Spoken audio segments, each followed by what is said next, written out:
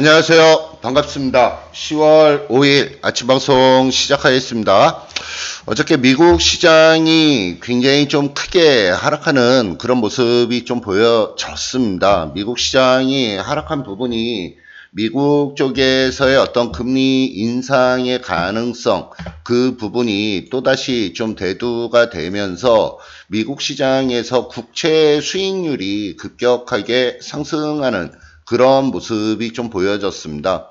그래서 이 국채 수익률이 급격하게 좀 상승 쪽으로 움직여 나가면서 전체적인 미국의 금융시장이 좀 다소 불안 기조를 만든 그런 부분에 의해서 미국 시장이 뭐 다우지수도 그렇고 나스닥도 그렇고 좀 크게 하락하는 부분이 좀 있었고요.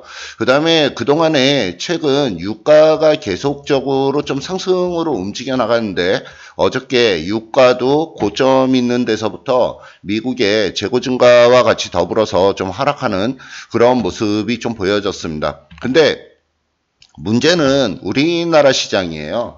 어저께 우리나라 시장이 2300포인트 있는 자리를 지켜낼 걸로 예상을 했었는데 2300포인트도 결국 지켜내질 못하고 뭐 며칠간에 걸쳐서 계속적으로 급락으로 움직여 나가는 그런 모습이 보여지고 있습니다. 지금 뭐 불과 한 4일, 5일 그 전과 비교를 해서 4, 5일 만에 거래일수 4일 만에 거의 한 100포인트 가까이 하락하는 최근 근래 국내 시장이 굉장히 좀 안 좋은 부분들이 좀 있어요.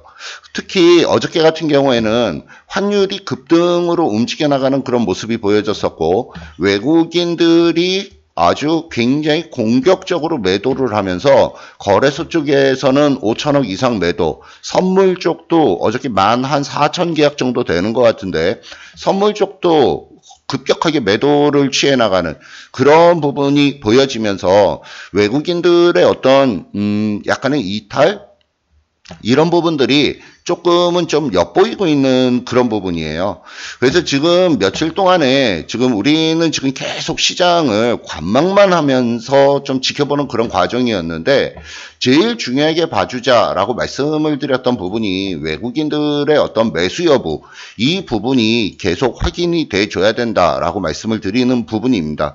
언론에서 뉴스가 나오는 부분들을 좀 몇 개 살펴보면 그동안에 제가 계속적으로 강조드렸던 부분들 뭐 미국과 우리나라의 금리 차이가 0.75%의 금리 차이가 나기 때문에 외국인들의 자금 이탈이 나올 수 있다. 라고 얘기를 했던 부분인데 그 부분이 어저께 뉴스가 아주 대대적으로 좀 여러 군데서 그런 부분의 내용의 뉴스가 나오고 있는 그런 상황입니다. 그런 상황이기 때문에 지금 전체적으로 시장의 어떤 분위기는 별로 그렇게 썩 좋은 그런 분위기는 아니에요. 아주 굉장히 안 좋은 분위기죠. 근데 문제는 뭐냐 하면 문제가 지금 우리나라 시장이 단기적으로 며칠 상간에 100포인트가 빠졌다는 얘기입니다. 너무나 단기적으로 급락을 했기 때문에 우리는 이제는 기술적인 반등이라도 노려줘야 된다라고 말씀을 드리는 부분입니다.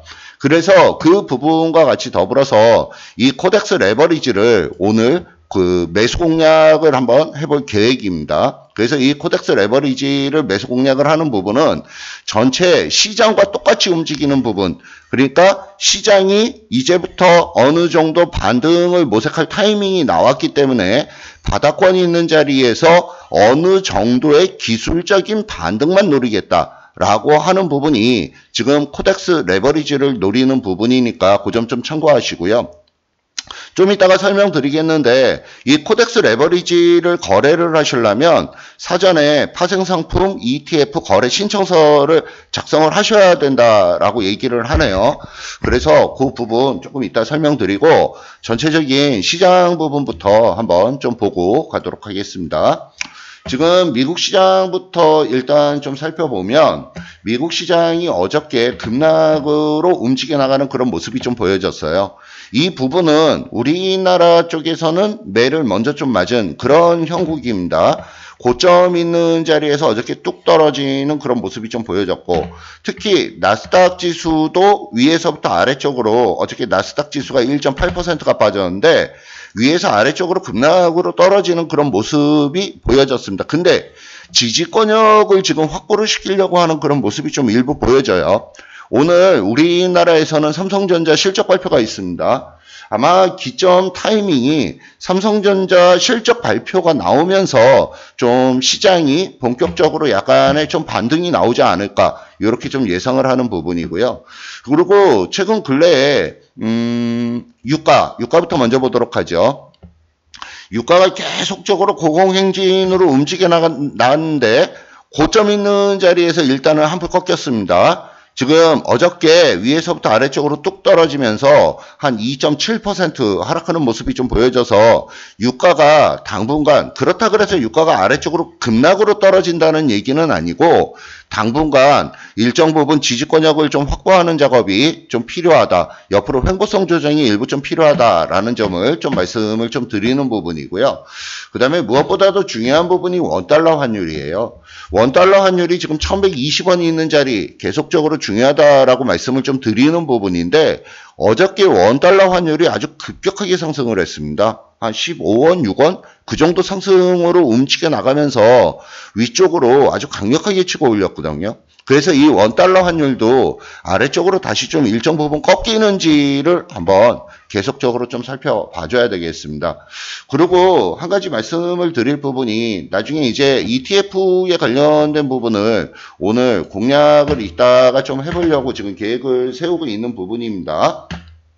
그래서 ETF를 거래를 하는 부분인데 이 코덱스 레버리지를 가지고 거래를 할 계획입니다. 코덱스 레버리지가 지금 14,000원 있는 자리가 원래는 지지권역으로 확보가 돼줘야 되는데 14,000원 있는 자리, 그 자리 아래쪽으로 뚝 떨어지면은 그 아래쪽에서부터 분할적으로 물량을 좀 모아나갈 계획인데 이 ETF를 얘는 먼저 뭐냐면 종합주가지수하고 똑같이 움직입니다. 근데 종합주가지수와 똑같이 움직이는데 종합주가지수하고 똑같이 움직이는 거는 코덱스 200이 코덱스 200이죠. 코덱스 200이 종합주가지수가 1% 상승을 하면 코덱스 200은 1%가 상승을 하고 1%가 하락을 하면 코덱스 200은 1%가 하락을 하는, 그래서 쉽게 얘기하면은 인덱스 펀드라고 이런 부분을 얘기를 하는데